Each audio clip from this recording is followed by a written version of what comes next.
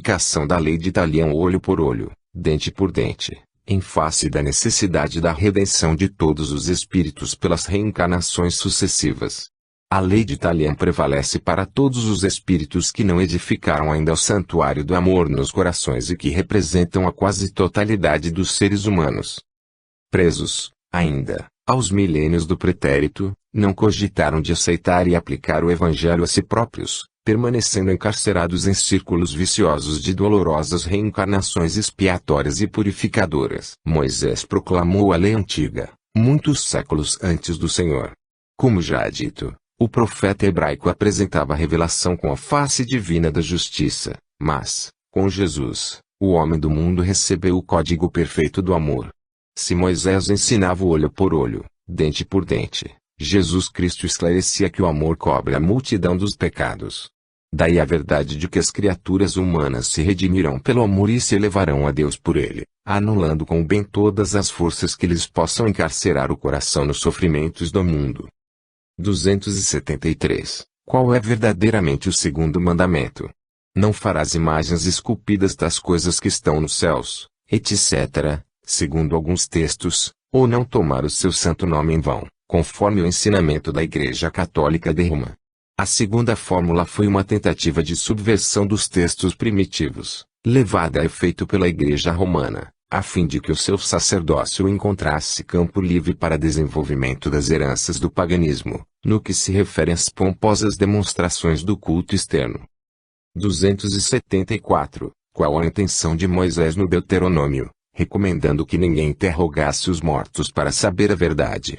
Antes de tudo, faz-se preciso considerar que a afirmativa tem sido objeto injusto de largas discussões por parte dos adversários da nova revelação que o Espiritismo trouxe aos homens, na sua feição de consolador. As expressões sectárias, todavia, devem considerar que a época de Moisés não comportava as indagações do invisível, porquanto o comércio com os desencarnados se faria com um material humano excessivamente grosseiro e inferior. Profetas. Os livros do Velho Testamento, a predição e a previsão nos textos sagrados, anjos, profetas numerosos, profetas de Israel, a cooperação permanente dos missionários do Cristo no mundo, a leitura da Bíblia nos círculos familiares. 275. Os 5 livros maiores da Bíblia encerram símbolos especiais para a educação religiosa do homem. Todos os documentos religiosos da Bíblia se identificam entre si, no todo, desde a primeira revelação com Moisés, de modo a despertar no homem as verdadeiras noções do seu dever para com os semelhantes e para com Deus. 276. A previsão e a predição, nos livros sagrados, dão a entender que os profetas eram diretamente inspirados pelo Cristo. Nos textos sagrados das fontes divinas do cristianismo, as previsões e predições se efetuaram sob a ação direta do Senhor, pois só Ele poderia conhecer bastante os corações, as fraquezas e as necessidades dos seus rebeldes tutelados, para sondar com precisão as estradas do futuro, sob a misericórdia e a sabedoria de Deus. 277. Os espíritos elevados, como os profetas antigos, devem ser considerados como anjos ou como espíritos eleitos. Como missionários do Senhor, junto à esfera de atividade propriamente material, os profetas antigos eram também dos chamados à iluminação sementeira. Para nossa compreensão, a palavra anjo, neste caso, deve designar somente as entidades que já se elevaram ao plano superior, plenamente redimidas, onde são escolhidos na tarefa sagrada daquele cujas palavras não passarão. O eleito, porém, é aquele que se elevou para Deus em linha reta, sem as quedas que nos são comuns, sendo justo afirmar que o orbe terrestre só viu um eleito, que é Jesus Cristo. A compreensão do homem, todavia, em se tratando de angelitude, generalizou a definição, estendendo-a a todas as almas virtuosas e boas, nos bastidores da sua literatura, o que se justifica, entendendo-se que a palavra anjo significa mensageiro. 278. Devemos considerar como profetas somente aqueles a que se referem as páginas do Velho Testamento. Além dos ensinamentos legados por um Elias ou um Jeremias, temos de convir que numerosos missionários do plano superior precederam a vinda do Cristo, distribuindo no mundo o pão espiritual de suas verdades eternas. Um Sakyamuni, uma Confúcio, um Sócrates, foram igualmente profetas do Senhor, na gloriosa preparação dos seus caminhos. Se desenvolveram ação distante do ambiente e dos costumes israelitas, pautaram a missão no mesmo plano universalista em que as tribos de Israel foram chamadas a trabalhar, mas particularmente pelo progresso religioso do mundo. 279. Os profetas hebraicos representavam o papel de sacerdotes dos crentes da lei. Em todos os tempos houve a mais funda diferença entre sacerdócio e o profetismo. Os antigos profetas de Israel nunca se caracterizaram por qualquer expressão de servilismo às convenções sociais e aos interesses econômicos, tão ao gosto do sacerdócio organizado, em todas as eras e em todos os lugares. Extremamente dedicados ao esforço próprio, não viviam do altar de sua fé, mas do trabalho edificante, fosse na indumentária dos escravos oprimidos, ou no insulamento do deserto que as suas aspirações religiosas sabiam povoar de um santo dinamismo construtivo. 280. Os profetas do Cristo têm voltado à esfera material para trazer aos homens novas expressões de luz para o futuro da humanidade. Em tempo algum as coletividades humanas deixaram de receber a sublime cooperação dos enviados do Senhor, na solução dos grandes problemas do porvir. Nem sempre a palavra da profecia poderá ser trazida pelas mesmas individualidades espirituais dos tempos idos, contudo, os profetas de Jesus, isto é, as poderosas organizações espirituais dos planos superiores, têm estado convosco, incessantemente, impulsando-vos à evolução em todos os sentidos, multiplicando as vossas possibilidades de êxito nas experiências difíceis e dolorosas. É verdade que os novos enviados não precisarão dizer o que já se encontra escrito, em matéria de revelações religiosas, todavia, agem nos setores da ciência e da filosofia, da literatura e da arte, levantando-vos o pensamento abatido para as maravilhosas construções espirituais do porvir. Igualmente, é certo que os missionários novos não encontram o deserto de figueiras bravas, onde os seus predecessores se nutriam apenas de gafanhotos e de mel selvagem, mas ainda são obrigados a viver no deserto das cidades tumultuosas, entre corações indiferentes e incompreensíveis, cercados pela ingratidão e pela zombaria dos contemporâneos, que, muitas vezes, lhes impõem o pelourinho e o sacrifício. O amor de Jesus, todavia, é a seiva divina que lhes alimenta a fibra de trabalho e realização e, sob as suas bênçãos generosas, as grandes almas solitárias atravessam o mundo, distribuindo a luz do Senhor pelas estradas sombrias. 281. A leitura do Velho Testamento e do Evangelho, nos círculos familiares, como é de hábito entre muitos povos europeus, favorece a renovação dos fluidos salutares de paz na intimidade do coração e do ambiente doméstico. Essa leitura é sempre útil, e quando não produz a paz imediata, em vista da heterogeneidade de condições espirituais daqueles que a ouvem em conjunto, constitui sempre proveitosa sementeira evangélica, extensiva às entidades do plano invisível, que a assistem, sendo lícito esperar mais tarde o seu florescimento e frutificação. 2. Evangelho. Jesus. Posição do Evangelho de Jesus. Afirmativa de João. Missão joanina, missão universalista de Jesus Cristo. Sacrifício de Jesus, dor do Cristo. Afirmativa de Jesus, os círculos de atividade terrestre e a presença do Senhor, as parábolas evangélicas, o anticristo. 282. Se devemos considerar o Velho Testamento como a pedra angular da revelação divina, qual a posição do Evangelho de Jesus na educação religiosa dos homens? O Velho Testamento é o alicerce da revelação divina. O Evangelho é o edifício da redenção das almas. Como tal, devia ser procurada a lição de Jesus, não mais para qualquer exposição teórica, mas visando cada discípulo o aperfeiçoamento de si mesmo, desdobrando as edificações do Divino Mestre no terreno definitivo do Espírito. 283. Com referência a Jesus, como interpretar o sentido das palavras de João? E o Verbo se fez carne e habitou entre nós, cheio de graça e verdade.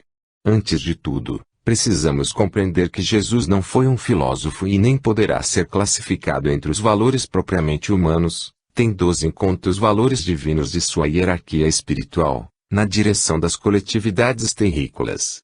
Enviado de Deus, Ele foi a representação do Pai junto do rebanho de filhos transviados do seu amor e da sua sabedoria, cuja tutela lhe foi confiada nas ordenações sagradas da vida no infinito.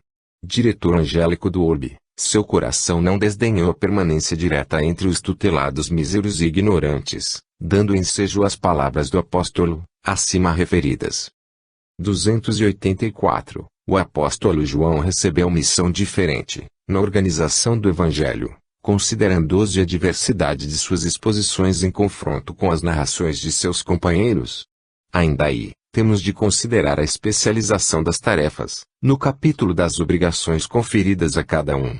As peças nas narrações evangélicas identificam-se naturalmente, entre si, como partes indispensáveis de um todo, mas somos compelidos a observar que, se Mateus, Marcos e Lucas receberam a tarefa de apresentar, nos textos sagrados, o pastor de Israel na sua feição sublime, a João coube a tarefa de revelar o Cristo divino, na sua sagrada missão universalista. 285. Jesus Cristo é sem pai, sem mãe, sem genealogia. Como interpretar essa afirmativa, em face da palavra de Mateus? Faz-se necessário entendermos a missão universalista do Evangelho de Jesus, através da palavra de João, para compreendermos tal afirmativa no tocante à genealogia do Mestre Divino, cujas sagradas raízes repousam no infinito do amor e de sabedoria em Deus.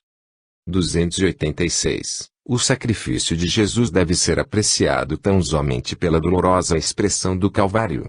O Calvário representou o coroamento da obra do Senhor, mas o sacrifício na sua exemplificação se verificou em todos os dias da sua passagem pelo planeta. E o cristão deve buscar, antes de tudo, um modelo nos exemplos do Mestre, porque o Cristo ensinou com amor e humildade o segredo da felicidade espiritual, sendo imprescindível que todos os discípulos edifiquem no íntimo essas virtudes, com as quais saberão demonstrar o calvário de suas dores, no momento oportuno.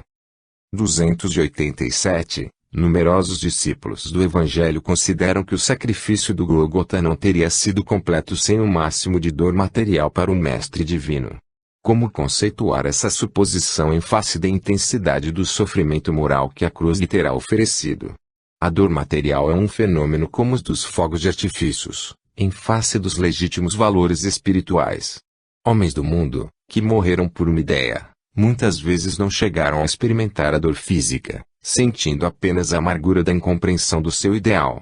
Imaginai, pois, o Cristo, que se sacrificou pela humanidade inteira, e chegareis a contemplá-lo na imensidão da sua dor espiritual, augusta e indefinível para nossa apreciação restrita e singela. De modo algum poderíamos fazer um estudo psicológico de Jesus, estabelecendo dados comparativos entre o Senhor e o homem. Em sua exemplificação divina, faz-se mister considerar, antes de tudo, o seu amor, a sua humildade, a sua renúncia por toda a humanidade. Examinados esses fatores, a dor material teria significação especial para que a obra cristã ficasse consagrada. A dor espiritual, grande demais para ser compreendida, não constitui o ponto essencial da sua perfeita renúncia pelos homens. Nesse particular, contudo, as criaturas humanas prosseguirão discutindo, como as crianças que somente admitem as realidades da vida de um adulto quando se lhe fornece o conhecimento tomando por imagens o cabedal imediato dos seus brinquedos. 288. Meu pai e eu somos um. Poderemos receber mais alguns esclarecimentos sobre essa afirmativa do Cristo. A afirmativa evidenciava sua perfeita identidade com Deus, na direção de todos os processos atinentes à marcha evolutiva do planeta terrestre. 289. São muitos os espíritos em evolução na Terra, ou nas esferas mais próximas, que já viram o Cristo, experimentado a glória da sua presença divina. Toda a comunidade dos espíritos encarnados na Terra, ou localizados em suas esferas de labor espiritual mais ligadas ao planeta, sentem a sagrada influência do Cristo, através da assistência de seus prepostos. Todavia, pouquíssimos alcançarão a pores indispensável para a contemplação do Mestre no seu plano divino. 290. Poder-se-á reconhecer nas parábolas de Jesus a expressão fenomênica das palavras, guardando a eterna vibração de seu sentimento nos ensinos. Sim. As parábolas do Evangelho são como as sementes divinas que desabrochariam, mais tarde, em árvores de misericórdia e de sabedoria para a humanidade. 291 Como interpretar o anticristo? Podemos simbolizar como anticristo o conjunto das forças que operam contra o Evangelho, na Terra e nas esferas vizinhas do homem, mas não devemos figurar nesse anticristo um poder absoluto e definitivo que pudesse neutralizar a ação de Jesus, porquanto, com tal suposição, negaríamos a previdência e a bondade infinita de Deus. Religiões. Conceito de religiões. Religiões que antecederam a vinda do Cristo, doutrinas cristãs, tarefa da reforma, o espírito e a preferência por determinadas ideias religiosas, promessas do Cristo aos seus apóstolos, os espiritistas e o batismo, os espiritistas e o casamento, definições da missa católica, os fatos da origem das igrejas. 292 Em que sentido deveremos tomar o conceito de religiões? Religião, para todos os homens, deveria compreender-se como o sentimento divino que clarifica o caminho das almas e que cada espírito apreenderá na pauta do seu nível evolutivo. Neste sentido, a religião é sempre a face augusta e soberana da verdade. Porém, na inquietação que lhes caracteriza a existência na Terra, os homens se dividiram em numerosas religiões, como se a fé também pudesse ter fronteira, à semelhança das pátrias materiais, tantas vezes mergulhadas no egoísmo e na ambição de seus filhos. Dessa falsa interpretação têm nascido no mundo as lutas antifraternais e as dissensões religiosas de todos os tempos. 293. As religiões que surgiram no mundo, antes do Cristo, tinham também por missão principal a preparação da mentalidade humana para sua vinda. Todas as ideias religiosas, que as criaturas humanas traziam consigo do pretérito milenário, destinavam-se a preparar o homem para receber e aceitar o Cordeiro de Deus, com a sua mensagem de amor perene e reforma espiritual definitiva. O cristianismo é a síntese, em simplicidade e luz, de todos os sistemas religiosos mais antigos, expressões fragmentárias das verdades sublimes trazidas ao mundo na palavra imorredora de Jesus. Os homens, contudo, não obstante todos os elementos de preparação, continuaram divididos e, dentro das suas características de rebeldia, procrastinaram a sua edificação nas lições renovadoras do Evangelho.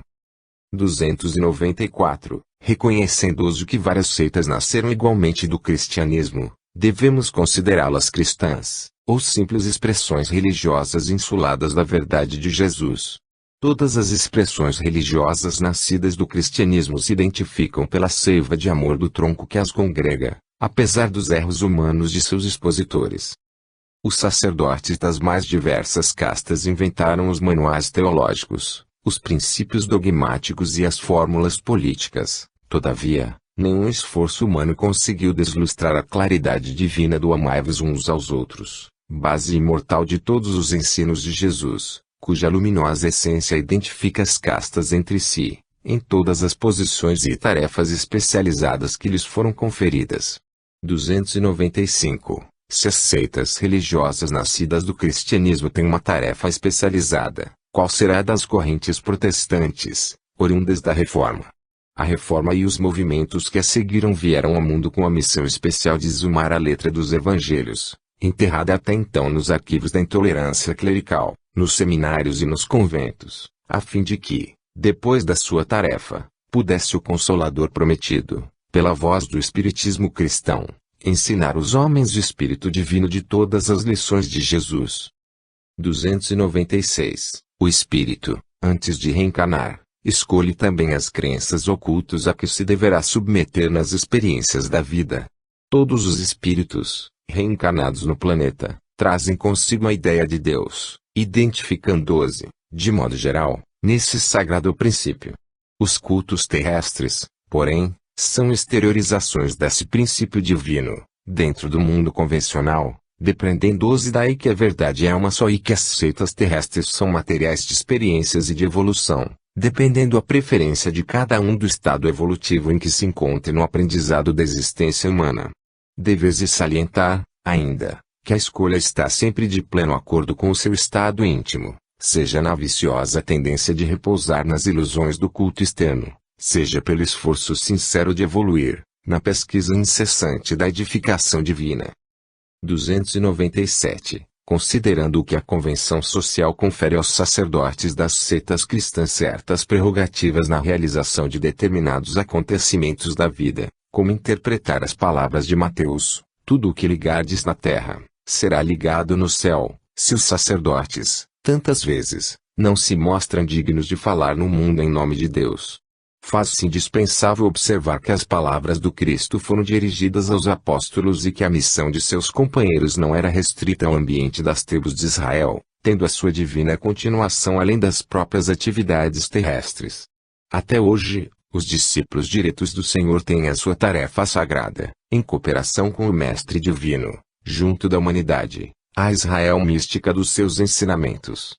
Os méritos dos apóstolos de modo algum poderiam ser automaticamente transferidos aos sacerdotes degenerados pelos interesses políticos e financeiros de determinados grupos terrestres, depreendendo-os e daí que a Igreja Romana, a que mais tem abusado desses conceitos, uma vez mais desviou o sentido da lição do Cristo.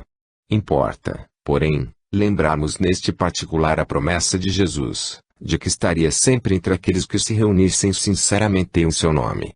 Nessas circunstâncias, os discípulos leais devem manter-se em plano superior ao do convencionalismo terrestre, agindo com a própria consciência e com a melhor compreensão de responsabilidade, em todos os climas do mundo, porquanto, desse modo, desde que desenvolvam atuação no bem, pelo bem e para o bem, em nome do Senhor, terão seus atos evangélicos tocados pela luz sacrossanta das sanções divinas. 298. Considerando que as religiões invocam o Evangelho de Mateus para justificar a necessidade do batismo em suas características cerimoniais, como deverá proceder ao espiritista em face desse assunto? Os espiritistas sinceros, na sagrada missão de paternidade, devem compreender que o batismo, aludido no Evangelho, é o de invocação das bênçãos divinas para quantos a eles se reúnem no Instituto Santificado da Família, longe de quaisquer cerimônias de natureza religiosa, que possam significar uma continuação dos fetichismos da Igreja Romana, que se aproveitou do símbolo evangélico para a chamada venda dos sacramentos. O espiritista deve entender o batismo como o apelo do seu coração ao Pai de misericórdia, para que os seus esforços sejam santificados no trabalho de conduzir as almas a elas confiadas no instituto familiar, compreendendo, além do mais, que esse ato de amor e de compromisso divino deve ser continuado por toda a vida, na renúncia e no sacrifício, em favor da perfeita cristianização dos filhos, no apostolado do trabalho e da dedicação. 299. Qual o procedimento a ser adotado pelos espiritistas na consagração do casamento, sem ferir as convenções sociais, reflexas dos cultos religiosos? Os cultos religiosos, em sua feição dogmática, são igualmente transitórios, como todas as fórmulas do convencionalismo humano. Que o espiritista sincero e cristão, assumindo os seus compromissos conjugais perante as leis dos homens, busque honrar a sua promessa e a sua decisão, santificando o casamento com o rigoroso desempenho de todos os seus deveres evangélicos, ante os preceitos terrestres e ante a imutável lei divina que vibra em sua consciência cristianizada. 300. Como interpretar a missa no culto externo da Igreja Católica? Perante o coração sincero e fraternal dos crentes, a missa idealizada pela Igreja de Roma deve ser um ato exterior, respeitável para nós outros, como qualquer cerimônia convencionalista do mundo, que exige a mútua consideração social no mecanismo de relações superficiais da terra. A Igreja de Roma pretende comemorar, com ela, o sacrifício do Mestre pela humanidade. Todavia, a cerimônia se efetua de conformidade com a posição social e financeira do crente. Ocorrem, dessa maneira, as missas mais variadas, tais como a do galo, a nova, a particular, a pontifical, a das almas, a seca, a cantada, a chã, a campal, etc., adstritas a um prontuário tão convencionalista e tão superficial, que é de admirar a adaptação ao seu mistiforo por parte do sacerdote inteligente e afeito à sinceridade. 301. As aparições e os chamados milagres relacionados na história da origem das igrejas são fatos de natureza mediúnica. Todos esses acontecimentos, classificados no domínio do sobrenatural, foram fenômenos psíquicos sobre os quais se edificaram as igrejas conhecidas, fatos esses que o Espiritismo veio a catalogar e esclarecer, na sua divina missão de Consolador. Ensinamentos. Sois deuses, todos os pecados ser-vos-ão perdoados, trazer paz à terra, porque eu vim pôr em dissensão o homem contra seu pai, a filha contra sua mãe, a nora contra a sua sogra, e tudo a que pedirdes na oração, crendo, recebereis. O escândalo é necessário, mas aí daquele por quem o escândalo vier, a luz brilha nas trevas e as trevas não a compreenderam. A quem pertence a esposa é o esposo, transfiguração de Jesus, não tendo Deus queridos sacrifício nem oblata, lhe formou um corpo. Três são os que fornecem no céu testemunho, o Pai, o Verbo e o Espírito Santo. Bem-aventurança aos pobres de espírito. Lição de Jesus lavando os pés aos seus discípulos, razão porque Jesus cingiu ao corpo uma toalha, ao lavar os pés dos seus discípulos. Lição do auxílio de Simão, o Cireneu, ressurreição de Lázaro. Eucaristia. Judas e o sacerdote. Negação de Pedro. Tradução do Evangelho de Jesus. 302. Como compreender a afirmativa de Jesus aos judeus: sois deuses. Em todo homem repousa a partícula da divindade do Criador, com a qual pode a criatura terrestre participar dos poderes sagrados da criação. O Espírito encarnado ainda não ponderou devidamente o conjunto de possibilidades divinas guardadas em suas mãos, dons sagrados tantas vezes convertidos em elementos de ruína e destruição. Entretanto, os poucos que sabem crescer na sua divindade, pela exemplificação e pelo ensinamento, são cognominados na terra santos e heróis, por afirmarem a sua condição espiritual, sendo justo que todas as criaturas procurem alcançar esses valores, desenvolvendo para o bem e para a luz a sua natureza divina. 303. Qual o sentido do ensinamento evangélico? Todos os pecados ser-vos-ão perdoados, menos os que cometerdes contra o Espírito Santo. A aquisição do conhecimento espiritual, com a perfeita noção de nossos deveres, desperta em nosso íntimo a centelha do Espírito Divino, que se encontra no âmago de todas as criaturas. Nesse instante, descerrase a nossa visão profundo o santuário da luz de Deus, dentro de nós mesmos, consolidando e orientando as nossas mais legítimas noções de responsabilidade na vida. Enquanto o homem se desvia ou fraqueja, distante dessa iluminação, seu erro justifica-se, de alguma sorte, pela ignorância ou pela cegueira. Todavia, a falta é cometida com a plena consciência do dever, depois da bênção do conhecimento interior, guardada no coração e no raciocínio. Essa significa o pecado contra o Espírito Santo, porque a alma humana estará, então, contra si mesma, repudiando as suas divinas possibilidades. É lógico, portanto, que esses erros são os mais graves da vida, porque consistem no desprezo dos homens pela expressão de Deus, que habita neles. 304. Qual o espírito destas letras? Não cuideis que vim trazer paz à terra. Não vim trazer a paz, mas a espada. Todos os símbolos do Evangelho, dado o meio em que desabrocharam, são, quase sempre, fortes e incisivos. Jesus não vinha trazer ao mundo a palavra de contemporização com as fraquezas do homem, mas a centelha de luz para que a criatura humana se iluminasse para os planos divinos. E a lição sublime do Cristo, ainda e sempre, pode ser conhecida como a espada renovadora, com a qual deve o homem lutar consigo mesmo, extirpando os velhos inimigos do seu coração, sempre capitaneados pela ignorância e pela vaidade, pelo egoísmo e pelo orgulho. 305. A afirmativa do Mestre: porque eu vim pôr em dissensão o filho contra seu pai, a filha contra sua mãe e a nora contra sua sogra, como deve ser compreendida em espírito e verdade. Ainda aqui, temos de considerar a feição antiga do hebraico, com a sua maneira vigorosa de expressão.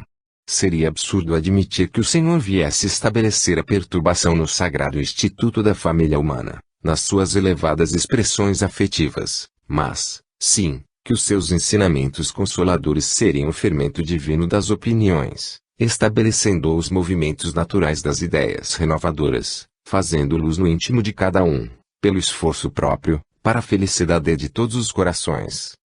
306. E tudo o que pedirdes na oração, crendo recebereis. Esse preceito do Mestre tem aplicação igualmente, no que se refere aos bens materiais.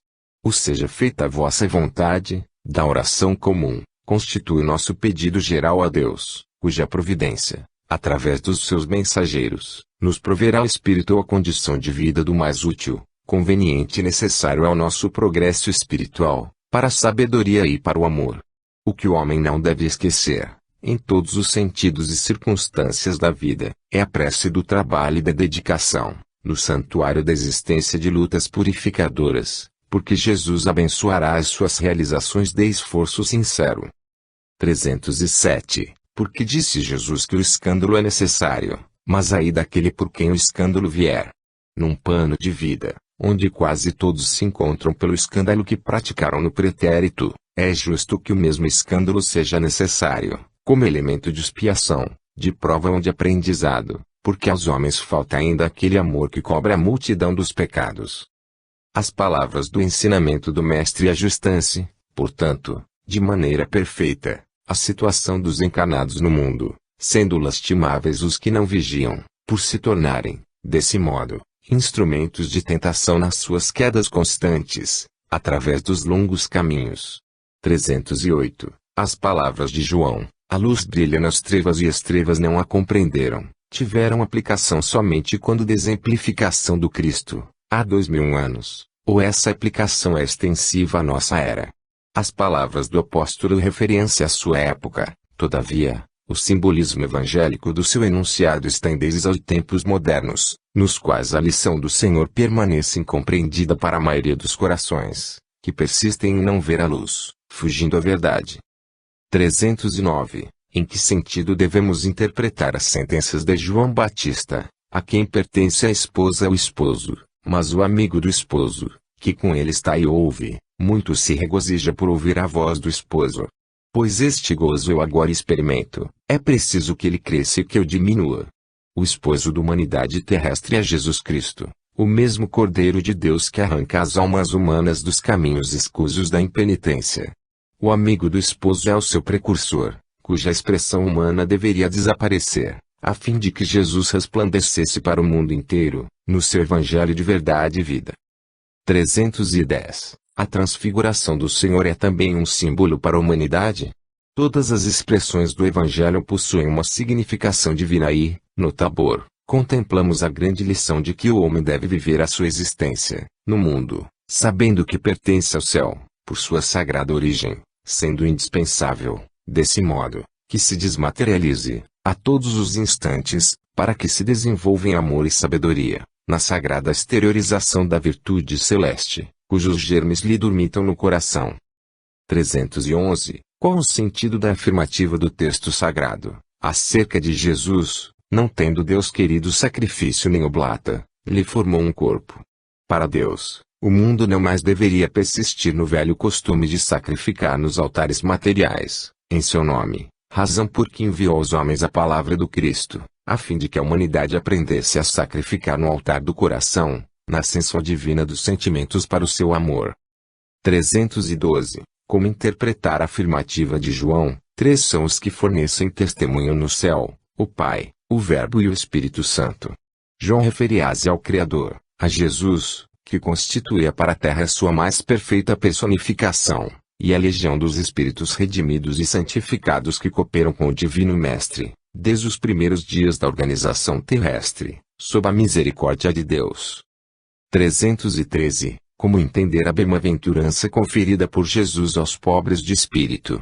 O ensinamento do Divino Mestre referia-se às almas simples e singelas, despidas do espírito de ambição e de egoísmo que costumam triunfar nas lutas do mundo. Não costumais até hoje denominar os vitoriosos do século, nas questões puramente materiais, de homens de espírito. É por essa razão que, em se dirigindo à massa popular, aludia o Senhor aos corações despretensiosos e humildes, aptos a lhes seguirem o ensinamento, sem determinadas preocupações rasteiras da existência material. 314. Qual a maior lição que a humanidade recebeu do Mestre, ao lavar ele os pés dos seus discípulos? Entregando-os a esse ato, queria o Divino Mestre testemunhar às criaturas humanas a suprema lição da humildade, demonstrando, ainda uma vez, que, na coletividade cristã, o maior para Deus seria sempre aquele que se fizesse o menor de todos.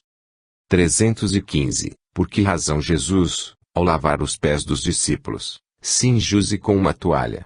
O Cristo, que não desdenhou a energia fraternal na eliminação dos erros da criatura humana, Afirmando-se como o Filho de Deus nos divinos fundamentos da verdade, quis proceder desse modo para revelar-se o escravo pelo amor à humanidade, a qual vinha trazer a luz da vida, na abnegação e no sacrifício supremo.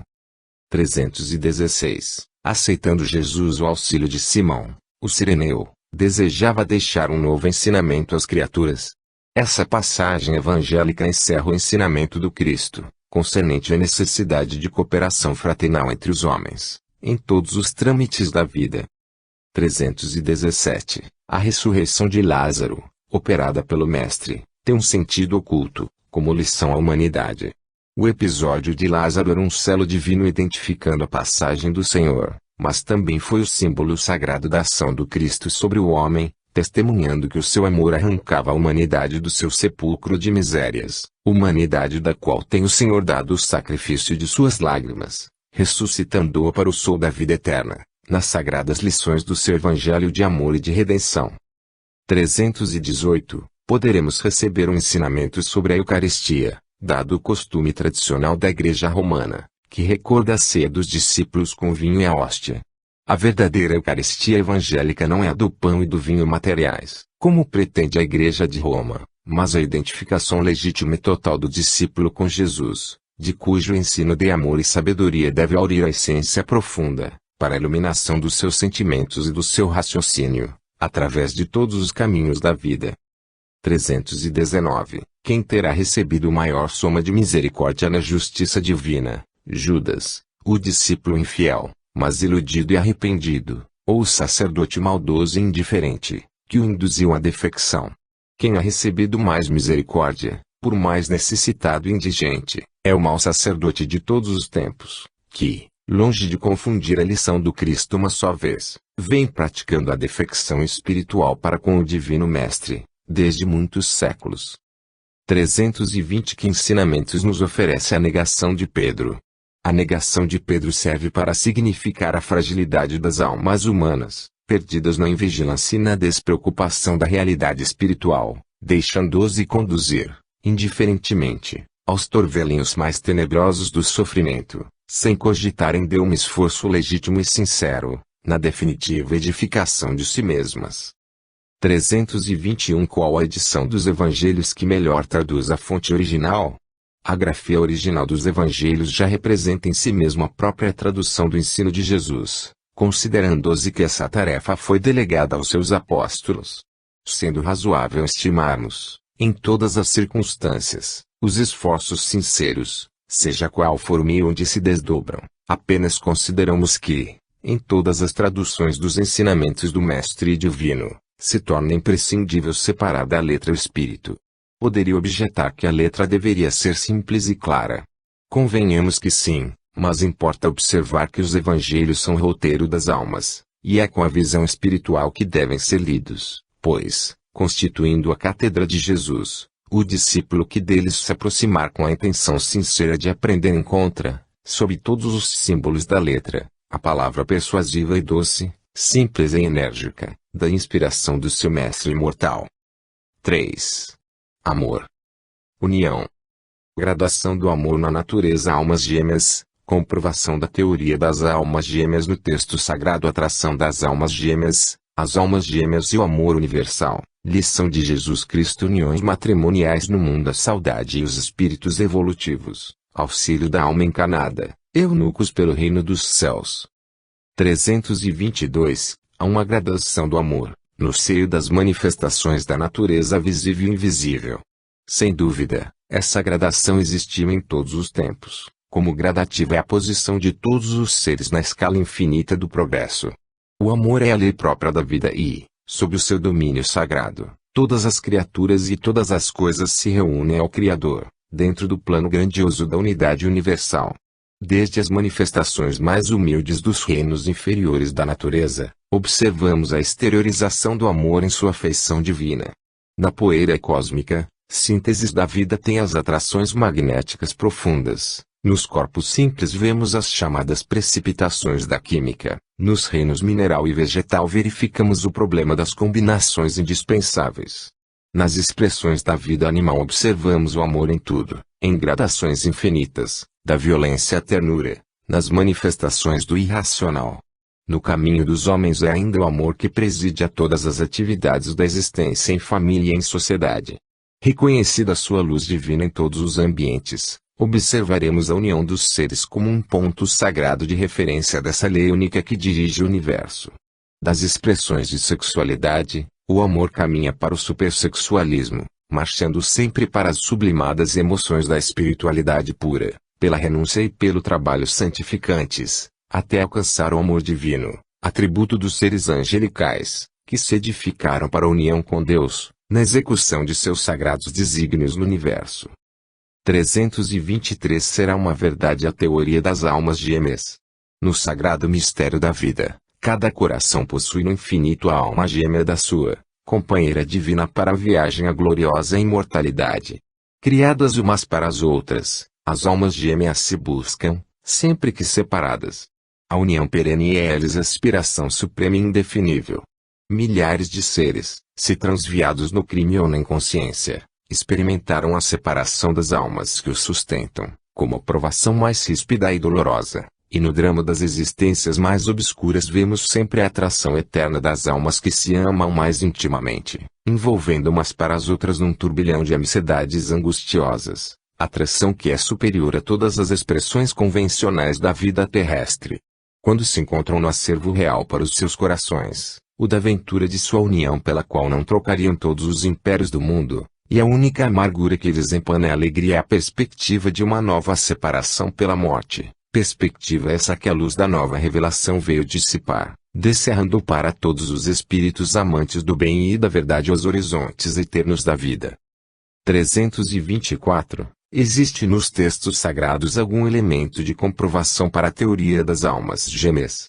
Somos dos primeiros a reconhecer que em todos os textos necessitamos separar o espírito da letra. Contudo, é justo lembrar que nas primeiras páginas do Antigo Testamento, base da revelação divina, está registrada, e Deus considerou que o homem não devia ficar só. 325. A atração das almas gêmeas é traço característico de todos os planos de luta na Terra. O universo é o plano infinito que o pensamento divino povoou de ilimitadas e intraduzíveis belezas. Para todos nós, o primeiro instante da criação do ser está mergulhado num suave mistério, assim como também a atração profunda e inexplicável que arrasta uma alma para outra, no instituto dos trabalhos, das experiências e das provas, no caminho infinito do tempo. A ligação das almas gêmeas repousa, para o nosso conhecimento relativo, nos desígnios divinos, insondáveis na sua sagrada origem, constituindo a fonte vital do interesse das criaturas para as edificações da vida. Separadas ou unidas nas experiências do mundo, as almas irmãs caminham, ansiosas, pela união e pela harmonia supremas, até que se integrem, no plano espiritual, onde se reúnem para sempre na mais sublime expressão de amor divino. Finalidades profundas de todas as cogitações do ser, no dédalo do destino. 326. A união das almas gêmeas pode constituir restrição ao amor universal. O amor das almas gêmeas não pode efetuar semelhante restrição, porquanto, atingida a culminância evolutiva, todas as expressões afetivas se irmanam na conquista do amor divino. O amor das almas gêmeas, em suma, é aquele que o espírito, um dia, sentirá pela humanidade inteira. 327. Se todos os seres possuem a sua alma gêmea, qual a alma gêmea de Jesus Cristo? Não julguemos acertado trazer a figura do Cristo para condicioná-la aos meios humanos, num paralelismo injustificável, porquanto em Jesus temos de observar a finalidade sagrada dos gloriosos destinos do Espírito.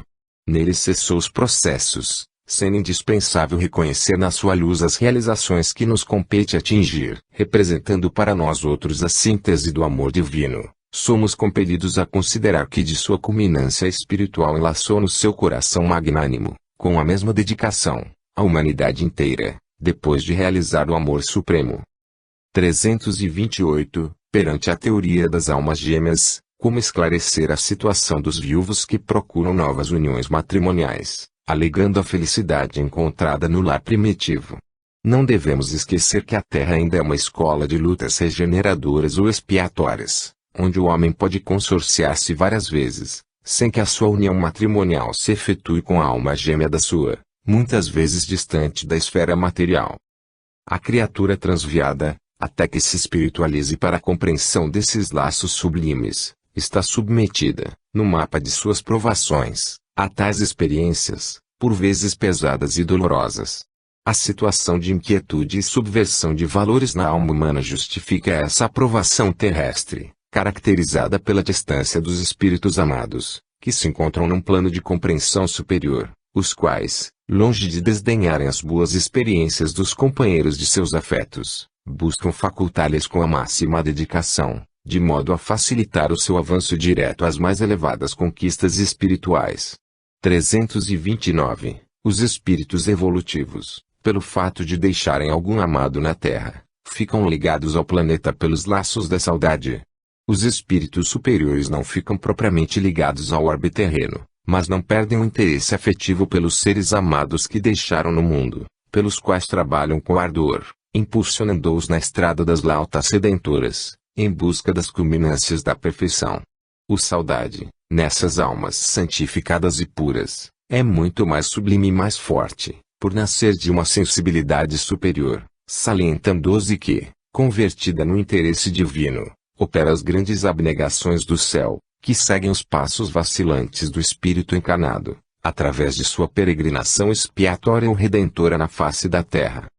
330. Somente pela prece a alma encarnada pode auxiliar um espírito bem-amado que antecedeu na jornada do túmulo. A oração coopera eficazmente em favor do que partiu, muitas vezes com o espírito emaranhado na rede das ilusões da existência material. Todavia, o coração amigo que ficou aí no mundo, pela vibração silenciosa e pelo desejo perseverante de ser útil ao companheiro que o precedeu na sepultura, para os movimentos da vida, nos momentos de repouso do corpo, em que a alma evoluída pode gozar de relativa liberdade, pode encontrar o espírito sofredor ou errante do amigo desencarnado, despertar-lhe a vontade no cumprimento do dever, bem como orientá-lo sobre a sua realidade nova, sem que a sua memória corporal registre o acontecimento na vigília comum. Daí nasce a afirmativa de que somente o amor pode atravessar o abismo da morte.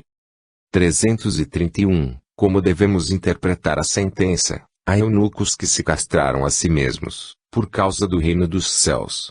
Almas existem que, para obterem as sagradas realizações de Deus em si próprias, entregam-se a labores de renúncia, em existência de santificada abnegação. Nesse mister, é comum abdicarem transitoriamente as ligações humanas, de modo a crisolarem os seus afetos e sentimentos em vidas de ascetismo e de longas disciplinas materiais.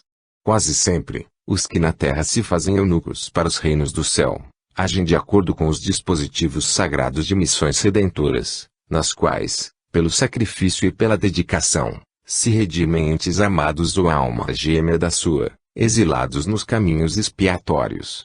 Numerosos espíritos recebem de Jesus permissão para esse gênero de esforços santificantes, porquanto, nessa tarefa, os que se fazem eunucos, pelos reinos do céu, precipitam os processos de redenção do ser ou dos seres amados, submersos nas provas e, simultaneamente, pela sua condição de envolvidos, podem ser mais facilmente transformados, na terra, em instrumentos da verdade e do bem, redundando seu trabalho em benefícios inestimáveis para os entes queridos, para a coletividade e para si próprios.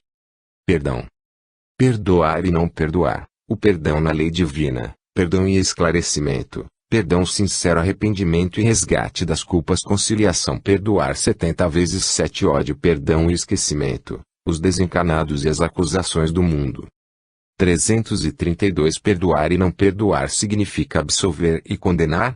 Nas mais expressivas lições de Jesus, não existem, propriamente, as condenações implícitas ao sofrimento eterno, como quiseram os inventores de um inferno mitológico. Os ensinos evangélicos referência ao perdão ou à sua ausência, que se faz ao mal devedor, a quem já se tolerou muitas vezes. Não havendo mais solução para as dívidas que se multiplicam, esse homem é obrigado a pagar. É o que se verifica com as almas humanas, cujos débitos, no tribunal da justiça divina, são resgatados nas reencarnações, de cujo círculo vicioso poderão afastar-se, cedo ou tarde, pelo esforço no trabalho e boa vontade no pagamento. 333 Na lei divina, há perdão sem arrependimento. A lei divina é uma só, isto é, a do amor que abrange todas as coisas e todas as criaturas do universo ilimitado. A concessão paternal de Deus, no que se refere à reencarnação para a sagrada oportunidade de uma nova experiência, já significa, em si, o perdão ou a magnanimidade da lei. Todavia, essa oportunidade só é concedida quando o espírito deseja regenerar-se e renovar seus valores íntimos pelo esforço nos trabalhos santificantes. Eis porque a boa vontade de cada um é sempre o arrependimento que a providência divina aproveita em favor do aperfeiçoamento individual e coletivo, na marcha dos seres para as culminâncias da evolução espiritual. 334. Antes de perdoarmos alguém, é conveniente o esclarecimento do erro. Quem perdoa sinceramente, fala sem condições e ouvida a falta no mais íntimo do coração. Todavia, a boa palavra é sempre útil e a ponderação fraterna é sempre um elemento de luz, clarificando o caminho das almas. 335. Quando alguém perdoa, deverá mostrar a superioridade de seus sentimentos para que o culpado seja levado a arrepender-se da falta cometida. O perdão sincero é filho espontâneo do amor e, como tal, não exige reconhecimento de qualquer natureza. 336. O culpado arrependido pode receber da justiça divina o direito de não passar por determinadas provas. A oportunidade de resgatar a culpa já constitui, em si mesma, um ato de misericórdia divina e, daí, considerarmos o trabalho e o esforço próprio como a luz maravilhosa da vida. Entendendo, todavia, a questão da generalidade das provas, devemos concluir ainda, com o ensinamento de Jesus, que o amor cobre a multidão dos pecados, traçando a linha reta da vida para as criaturas e representando a única força que anula as exigências da lei de Talião, dentro do universo infinito. 337. Concilia-te depressa com teu adversário. Essa é a palavra do Evangelho. Mas se o adversário não estiver de acordo com o bom desejo de fraternidade, como efetuar semelhante conciliação? Cumpra cada qual seu dever evangélico, buscando o adversário para a reconciliação precisa, olvidando a ofensa recebida. Perseverando a atitude rancorosa daquele, seja a questão esquecida pela fraternidade sincera, porque o propósito de represália, em si mesmo, já constitui uma chaga viva para quantos o conservam no coração. 338 Por que teria Jesus aconselhado perdoar 70 vezes 7? A Terra é um plano de experiências e resgates por vezes bastante penosos e aquele que se sinta ofendido por alguém não deve esquecer que ele próprio pode também errar 70 vezes 7. 339 Em se falando de perdão, poderemos ser esclarecidos quanto à natureza do ódio. O ódio pode traduzir-se nas chamadas aversões instintivas, dentro das quais é muito de animalidade, que cada homem alijará de si, com os valores da autoeducação, a fim de que o seu entendimento seja elevado a uma condição superior. Todavia, na maior parte das vezes, o ódio é o germe do amor que foi sufocado e desvirtuado por um coração sem evangelho. As grandes expressões afetivas convertidas nas paixões desorientadas, sem compreensão legítima do amor sublime, incendiam-se no íntimo, por vezes, no instante das tempestades morais da vida, deixando atrás de si as expressões amargas do ódio, como carvões que enegrecem a alma. Só a evangelização do homem espiritual poderá conduzir as criaturas a um plano superior de compreensão, de modo a que jamais as energias afetivas se convertam em forças destruidoras do coração. 340 Perdão e esquecimento devem significar a mesma coisa. Para a convenção do mundo, o perdão significa renunciar à vingança, sem que o ofendido precise olvidar plenamente a falta do seu irmão. Entretanto, para o espírito evangelizado, perdão e esquecimento devem caminhar juntos, embora prevaleça para todos os instantes da existência a necessidade de oração e vigilância. Aliás, a própria lei da reencarnação nos ensina que só o esquecimento do passado pode preparar a alvorada da redenção. 341. Os espíritos de nossa convivência, na Terra, que partem para o além sem experimentar a luz do perdão, podem sofrer com as nossas opiniões acusatórias, relativamente aos atos de sua vida. A entidade desencarnada, muito sofre com o juízo ingrato ou precipitado que, a seu respeito, se formula no mundo. Imaginai-vos recebendo o julgamento de um irmão de humanidade e avaliai como desejaríeis a lembrança daquilo que possuís de bom, a fim de que o mal não prevaleça em vossa estrada, sufocando-vos as melhores esperanças de regeneração. Em lembrando aquele que vos precedeu no túmulo, tende compaixão dos que erraram e sede fraternos. Rememorar o bem é dar vida à felicidade. Esquecer o erro é exterminar o mal. Além de tudo, não devemos esquecer que seremos julgados pela mesma medida com que julgarmos. Fraternidade. Lição de Jesus: espíritos em missão de fraternidade e amor ao próximo, o conselho evangélico e a agressão corporal. Fraternidade e má interpretação. Escola da fraternidade, indiferença humana pela fraternidade sincera, fraternidade e igualdade. Fraternidade e abnegação, amor a nós mesmos. 342. A resposta de Jesus aos seus discípulos: quem é minha mãe e quem são os meus irmãos? É um incitamento à edificação da fraternidade universal. O Senhor referia-se à precariedade dos laços de sangue, estabelecendo a fórmula do amor, a qual não deve estar circunscrita ao ambiente particular, mas ligada ao ambiente universal, em cujas estradas deveremos observar e ajudar, fraternalmente, a todos os necessitados, desde os aparentemente mais felizes aos mais desvalidos da sorte. 343. Nas leis da fraternidade, como reconhecer na terra o espírito em missão. Precisamos considerar que o espírito em missão experimenta, igualmente, as suas provas no trabalho a realizar, com a diferença de permanecer menos acessível ao efeito dos sofrimentos humanos, pela condição de superioridade espiritual. Podereis, todavia, identificar a missão da alma pelos atos e palavras, na exemplificação e no ensino da tarefa a que foi chamada ao cumprir, porque um emissário de amor deixa em todos os seus passos o luminoso selo do bem. 344. O amar ao próximo deve ser levado até mesmo à sujeição, às ousadias e brutalidades das criaturas menos educadas na lição evangélica, sendo que o ofendido deve tolerá-lo humildemente, sem o direito de esclarecê-las, relativamente aos seus erros. O amor ao próximo inclui o esclarecimento fraterno, a todo tempo em que se faça útil e necessário. A sujeição passiva ao atrevimento ou à grosseria pode dilatar os processos da força e da agressividade, mas, ao receber as suas manifestações, saiba o crente pulverizá-las com o máximo de serenidade e bom senso, a fim de que sejam exterminadas em sua fonte de origem, sem possibilidades de renovação. Esclarecer é também amar. Toda a questão reside em bem sabermos explicar, sem expressões de personalismo prejudicial, ainda que com a maior contribuição de energia, para que o erro ou o desvio do bem não prevaleça.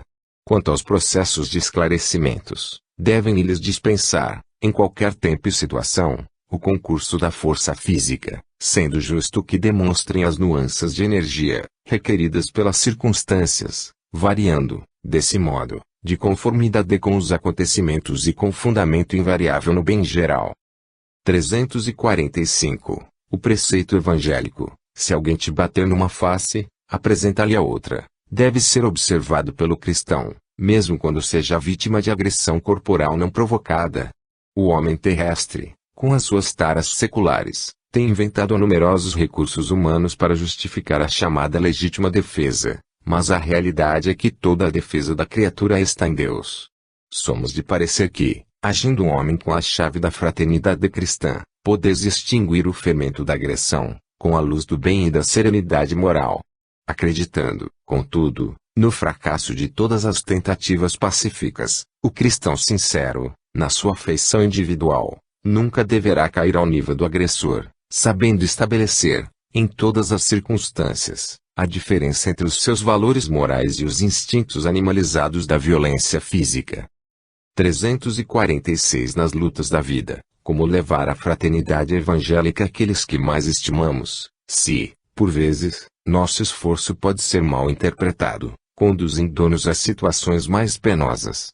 De conformidade com os desígnios evangélicos, compete-nos esclarecer os nossos semelhantes com amor fraternal, em todas as circunstâncias desagradáveis da existência, como desejaríamos ser assistidos, afetuosamente, em situação idêntica dos que se encontram sem tranquilidade, mas, se o atrito dos instintos animalizados prevalece naqueles a quem mais desejamos serenidade e paz, Convém deixar-lhes as energias, depois de nossos esforços supremos em trabalho de purificação, na violência que escolheram, até que possam experimentar a serenidade mental imprescindível para se beneficiarem com as manifestações afetuosas do amor e da verdade.